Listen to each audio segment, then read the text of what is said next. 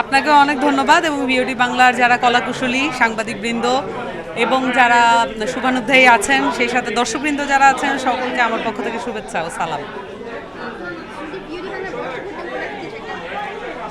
আসলে বাংলাদেশের গণমাধ্যম নিয়ে আসলে বাংলাদেশের মানুষের কিন্তু আশা আকাঙ্ক্ষা অনেক বেশি, বিশেষত সবগুলো যেগুলো বাংলাদেশের অর্জন সেই সংগ্রামগুলোতে আমরা গণমাধ্যমের ভূমিকা সম্পর্কে আমাদের কিছু অবজারভেশন আছে, কিন্তু তারপরও আমরা মনে করি যে গণমাধ্যমগুলো আসলে যে সুযোগ সুবিধা পাওয়ার কথা এবং বাংলাদেশের গণমাধ্যমে যারা কলাকুশলী আছে সাংবাদিকবৃন্দ আছে তাদের যে বেতন কাঠামো সব কিছু মিলিয়ে আসলে পুরো গণমাধ্যমকেই রিকনসিডার করার এবং পুরো ফিল্ডটাকেই নতুন করে বিচার করার কিছু সুযোগ আমাদের সামনে এসেছে এবং সেটা গণঅভ্যুত্থানের মাধ্যমেই এসেছে। আমরা দেখেছি যে এই গণঅভ্যুত্থানের সময়ে সাংবাদিকরাও নিহত হয়েছেন, আবার অন্যদিকেও দেখেছি যে অনেক সাংবাদিকরা কথিত সাংবাদিকরা যারা বিভিন্ন হাউসগুলোর দখল নিয়েছিল তারা বিভিন্ন দলীয় জায়গা থেকেই এবং আওয়ামী লীগের পক্ষ হয়ে কাজ করেছে এবং বাংলাদেশের গণঅভ্যুত্থানের যেই আসল চিত্র সেগুলো ফুটিয়ে তুলতে ব্যর্থ হয়েছে। অনেক ক্ষেত্রে ফিল্ড জার্নালিস্টরা নিজের জীবনকে ঝুঁকিতে ফেলে যেই ফুটেজগুলো সংগ্রহ করেছিলেন সেই ফুটেজগুলো বাধাপ্রাপ্ত হয়েছে এবং সেই ফুটেজগুলো পাবলিশ করা হয় নাই। তো সেই জায়গা থেকে কিন্তু আমরা মনে করি যে বাংলাদেশের সংগ্রাম কিন্তু এখনও শেষ হয় নাই।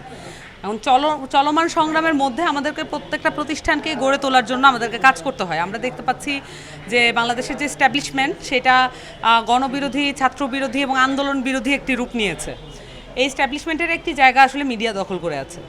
তাহলে সেই জায়গা থেকে মিডিয়াকে সংস্কার করার জন্য আমাদের কি উদ্যোগগুলো নেওয়া দরকার সেগুলোকেও আমাদের লক্ষ্য রাখতে হবে। সেই সাথে গণমাধ্যম সংস্কার কমিশন গঠন করা হয়েছিল এবং সেই গণমাধ্যম সংস্কার কমিশনের রিপোর্টগুলো আমরা পাওয়ার অপেক্ষায় আছি। এই রিপোর্টের মোতাবেক কিন্তু আমাদের রাজনৈতিক দলগুলোকেও কাজ করতে হবে। গণমাধ্যমের উপরে যাতে কোনো রাজনৈতিক দল তার প্রভাব প্রতিপত্তি দেখাতে না পারে এবং কোনো রাজনৈতিক দল যাতে তাদের নিউজগুলো কন্ট্রোল করতে না পারে সেই জায়গাগুলো আমাদেরকে দেখতে হবে। মোটা দাগে বাংলাদেশের গণমাধ্যমকে আন্তর্জাতিক রূপ দেওয়ার জন্য যে কাজগুলো করা প্রয়োজন, প্রতিষ্ঠানগুলোতে সংস্কার এবং গণমাধ্যমের উপরে সরকারি হস্তক্ষেপ না করে বরঞ্চ সরকারি সহযোগিতা বাড়ানো প্রয়োজন, যাতে সরকারে যেই থাকুক না কেন সকল গণমাধ্যম সেই একই সুযোগ সুবিধাগুলো পায়। সেই সাথে মানসম্মত রিপোর্টিংয়ের জন্য রিপোর্টারদের বেতন কাঠামো এই জায়গাগুলোতে মনোযোগ দেওয়া দরকার, যাতে বাংলাদেশের জনগণ গণমাধ্যম থেকে যেই উপকার এবং সুযোগ সুবিধা পাওয়ার কথা সেটা থেকে বঞ্চিত না হয়। এবং বিওটি বাংলা সেই জায়গাগুলোতে অবশ্যই গুরুত্বপূর্ণ ভূমিকা রাখবে বলে আমি আশা করি।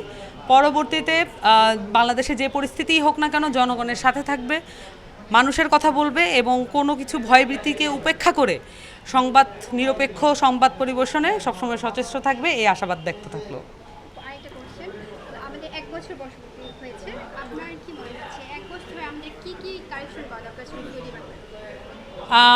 মোটা দাগে আপনারা যে কাজগুলো করছেন সেই কাজগুলো তো আসলে একটা প্রতিষ্ঠাকালীন জায়গায় কিছু জায়গা থাকবেই, কিন্তু আমি যেটা মনে করি যে রাজনৈতিক হস্তক্ষেপ ছাড়া সংবাদ পরিবেশন করতে পারাটাই এখন সবচেয়ে বড় চ্যালেঞ্জ।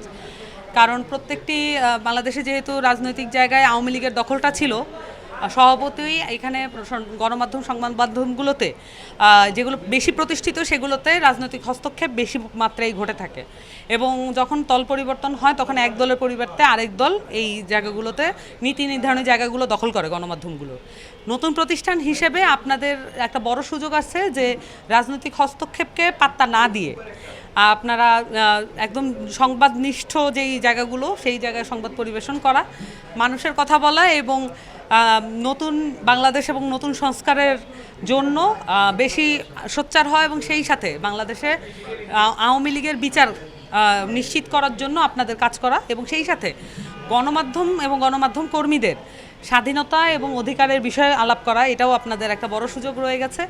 আমি দেখতে পাচ্ছি না যে ওই অর্থে আসলে আওয়ামী লীগের যে শাসনামল সেগুলো নিয়ে ওই অর্থে রিপোর্টিং হচ্ছে, এটা আমি আসলে দেখতে পাচ্ছি না।